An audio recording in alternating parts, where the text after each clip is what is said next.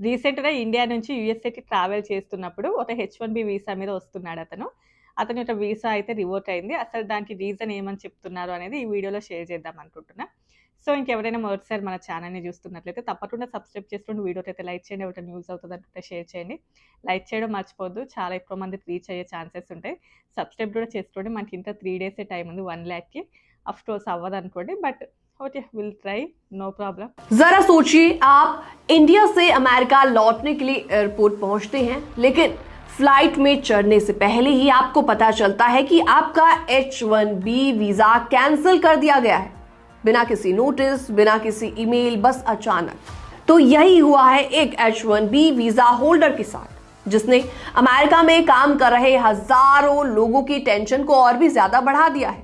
तो सबसे पहले आप ये जानिए कि क्यों आखिर एक पुराने DUI केस के चलते, इवन अगर वो केस बाद में हटा दिया गया था, तो फेडरल एजेंसियों ने वीजा रद्द कर दिया।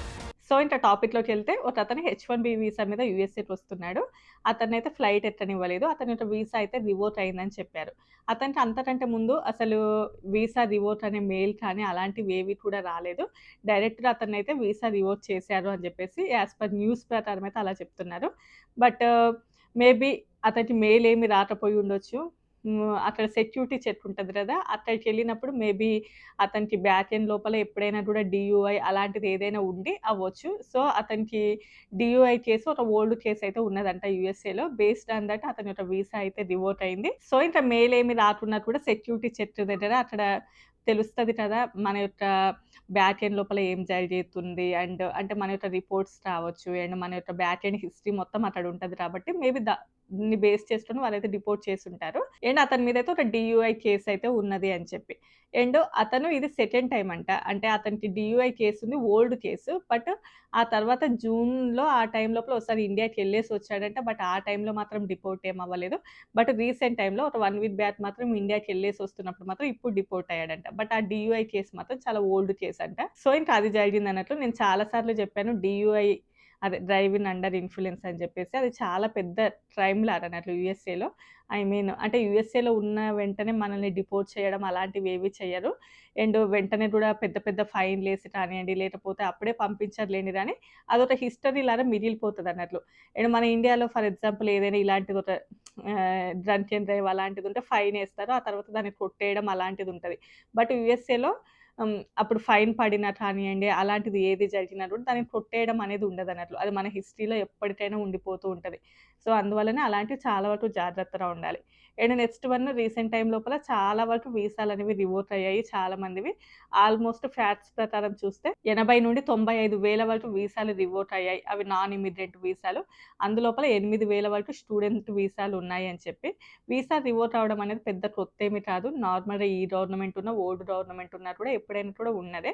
దానికి చాలా రకాల రీజన్స్ ఉన్నాయి. డీయూఐ కావచ్చు, డీడబ్ల్యూఐ అండ్ బయట ఏదైనా ఫిజికల్ అటాక్స్ చేయడం ఎవరి మీదనైనా కానియండి, లేకపోతే దొంగతనాలు చేయడం ఇలాంటివి చాలా రీజన్స్‌ని బేస్ చేసుకొని ఉంటది. సో, ఇంకా ఇందులో డీయూఐ ఆల్మోస్ట్ 16,000 వరకు ఉన్నాయంట. అండ్ నెక్స్ట్ వన్ వచ్చేసి థీఫ్ అదే దొంగతనం చేయడం అవి. అండ్ నెక్స్ట్ వన్ వచ్చేసి ఫిజికల్ అటాక్స్ అవి ఒక 12,000 వరకు.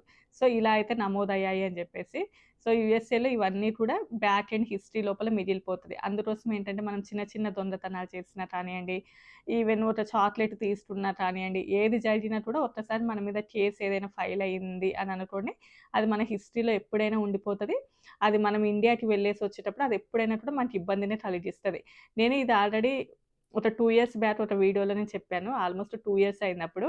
ఎప్పుడైనా కూడా మన రికార్డులలో ఉంటది. మనము డిపోర్ట్ అవ్వడానికి ఎక్కువ ఛాన్సెస్ ఉంటాయి. అంటే యూఎస్‌కి రానివ్వకపోవడానికి మొత్తం మన హిస్టరీ అనేది తెలిసిపోతది కాబట్టి, అలాంటివి ఎక్కువగా చెక్ చేస్తూ ఉంటారు. అండ్ రీసెంట్ టైమ్ లోపల వీటి మీద ఇంకొంచెం ఎక్కువగా నిఘా పెట్టారు కాబట్టి, ఇలాంటివి కొంచెం ఎక్కువగా వినిపిస్తుంటాయి. బట్ ఇది ఫస్ట్ టైమ్ ఏమి కాదు. ఇలాంటి వీసా రివోక్ అవ్వడం ఇలాంటివి చాలా వింటూనే ఉంటాం మనం. సో, ఇంకా కారే నడపకూడదా? ఇలాంటివే ఉండకూడదంటే నడపొచ్చు. అలా ఏమి కాదు గానీ, చాలా వరకు జాగ్రత్తగా ఉండాలి. ఫర్ ఎగ్జాంపుల్ ఒక యాక్సిడెంట్ జరిగినా కూడా మనకి అంత పెద్దగా ఉండకపోవచ్చు. అంటే యాక్సిడెంట్ జరగడం అనేది ఇద్దరి వైపు తప్పు ఉంటది. అది అన్‌ఫార్చునేట్‌లీ జరిగిపోతది కానీ. అండ్ అది కూడా ఒకవేళ మనకసలు సిగ్నల్సే తెలీదు. అండ్ మనకసలు రూల్స్ ఏమి తెలీదు. మనం ఒక ఇల్లీగల్‌గా వచ్చేసి ఇల్లీగల్ యూ టర్న్స్ అలాంటివి తీసుకుంటే, ఆ టైం లోపల ఒక గట్టి పనిష్మెంటే ఉంటది. అది వేరే విషయం కానీ, నార్మల్‌గా ఇంత యాక్సిడెంట్ అయినప్పుడు అది ఇంత ఇద్దరిది తప్పు ఉండొచ్చు. వాటెవర్ ఇట్ ఈస్ అక్కడ ఏం జరుగుతదో తెలీదు గాబట్టి, అలాంటివి కొంచెం ఓకే కానీ, వాంటెడ్‌లీ ఈ డీయూఐ కానియండి, లేకపోతే మనకి ఎలాంటివి తెలియకుండా, ఎలాంటి సిగ్నల్స్ తెలియకుండా ఇల్లీగల్‌గా మనము డ్రైవింగ్ లైసెన్స్ తీసుకోవడం ఇలాంటివైతే అస్సలు చేయకూడదు. పాపం నిన్ననే కదా కాలిఫోర్నియాలో ఒక ఇద్దరు అమ్మాయిలు చనిపోయారు. వాళ్ళు ఎటో టూర్‌కెళ్ళేసి సమ్ వెకేషనల్ ఇప్పుడు క్రిస్మస్ హాలిడేస్ కాబట్టి మేబీ ఎక్కడికెళ్లారో తెలీదు మంచిగాని. వెకేషన్‌కెళ్ళేసొస్తుంటే కారు కొంచెం అదుపు తప్పి ఇద్దరు అమ్మాయిలు చనిపోయారు. అండ్ ఇద్దరు అబ్బాయిలున్నారంట ఆ కార్‌లో కూడా. మేబీ వాళ్ళకి గూడా సీరియస్‌గా ఉందని జెప్పేసి. వాళ్ళిద్దరు గూడా మనకి తెలంగాణకు చెందిన వాళ్ళే. ఇద్దరు అమ్మాయిలు నేమ్స్ నేను మర్చిపోయాను. సో, అది ఇన్న తర్వాత చాలా బాధనిపించింది. సో, కొంచెం ఇంత జాగ్రత్తగా ఉండాలి. ఇంకా అదంతే అబ్బా! మనం ఎంత జాగ్రత్తగా ఉన్నా కూడా చెప్పా గదా! ఇది అదృష్టం బాలేదు, టైం బాలేకపోతే ఇంక అంతే.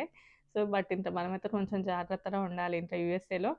అండ్ ఆ తర్వాత అంటే మనం ఎన్నో ఆశలు పెట్టుకొని ఇక్కడికి వచ్చినప్పుడు అలాంటివి జరుగుతాయి. ఆ తర్వాత ఇక్కడి నుంచి మన బాడీస్ ఇండియాకెళ్ళాలన్నా కూడా చాలా కష్టం. చాలా పేపర్ వర్క్ ఉంటది. చాలా డాక్యుమెంటేషన్ వర్క్ ఉంటది. అండ్ యూఎస్ఏలో కొన్ని సంస్థలు అవి ఇవి ఉంటాయి కదా! ఆర్గనైజేషన్స్. సో, వాళ్ళు కొంచెం మనీ కలెక్ట్ చేయడం ఇలాంటిది చాలా ప్రాసెస్ ఉంటది. అండ్ సరే అదంతా కూడా వేరే విషయం లేండి గానీ, సో, జస్ట్ టైం సందర్భాన్ని బట్టి చెప్తున్నాను. చాలా బాధ అనిపించింది అది చూసాక ఇద్దరు అమ్మాయిలు పాపం. ఆల్‌మోస్ట్ 3 ఇయర్స్ బ్యాక్ ఏమో వచ్చారంట యూఎస్ఏకి. సో, ఇంకా అది. అండ్ నెక్స్ట్ వచ్చేసి అండ్ కొంతమంది బీ1, బీ2 వీసాల మీద వచ్చేసి ఎక్కువ ఓవర్ స్టే చేయడం. సో, అలా కూడా కొన్ని వీసాస్ అయితే రివోక్ అయ్యాయి. సో, ఇంకా డీయూఐ అలాంటివి ఉంటే డైరెక్ట్‌గా యూఎస్ఏ నుంచి డిపోర్ట్ చేయకున్నా కూడా ఇలాంటివి ఇష్యూస్ అనేవి మనకి ఫ్యూచర్‌లో ఎదురవుతూ ఉంటాయన్నట్లు. సో, ఎవరైనా ఇంకా కేస్ ఓపెన్‌లో ఉన్నా కానియండి, అలాంటివి ఏదైనా ఉంటే అటార్నీస్‌ని వాళ్ళని కాంటాక్ట్ అవ్వండి. సో, వాళ్ళు మీకు కొంచెం గైడెన్స్ ఇస్తూ ఉంటారు. ఒకవేళ మీ వీసాస్ ఏవైనా రివోక్ అయినా కూడా అప్పుడు కూడా మీరు అటార్నీస్‌ని వాళ్ళని కాంటాక్ట్ అవుతే వాళ్ళు చాలా వరకు మీకు ఇంకా ఫర్దర్ ఇన్ఫర్మేషన్ ఏంటో చెప్తూ ఉంటారు.